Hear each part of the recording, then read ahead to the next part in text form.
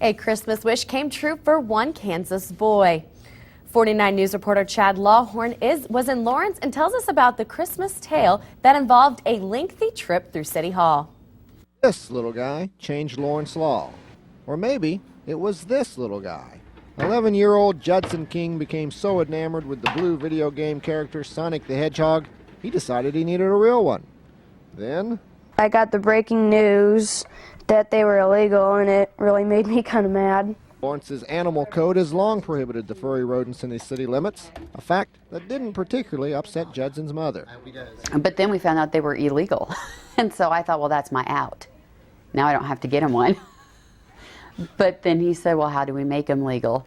And that began a 3-year effort, perhaps crusade is a better word, to make hedgehogs legal in the city. Pretty much did research every single night for the past 3 years. And I daydreamed about having him. I had like 5,000 pictures of him.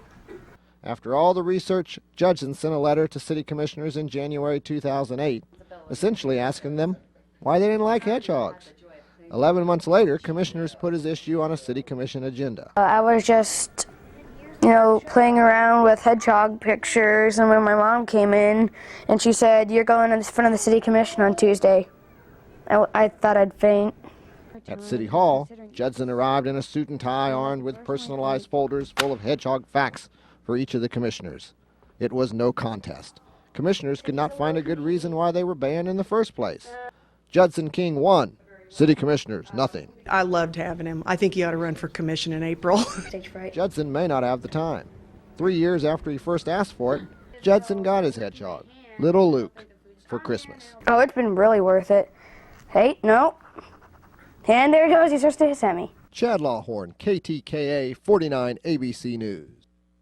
Judson says all is going well with his new pet. Just because hedgehogs are nocturnal, little Luke Stirring frequently wakes up Judson in the middle of the night.